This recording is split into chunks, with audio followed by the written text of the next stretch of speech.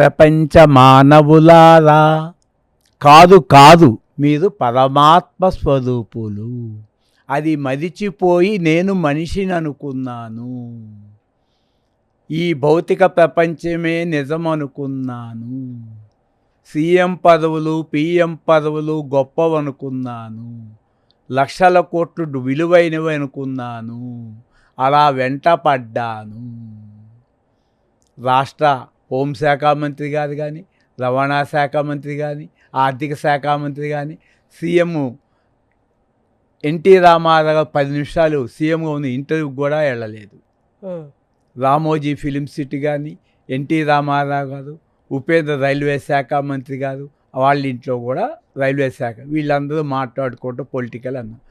ఎంత చేసినా శాంతి రాదని తెలుసుకున్నా. ఏ మనిషితో పలికినా, ఎంత సంపాదించినా అది నా వెంట రాదని తెలుసుకున్నాను.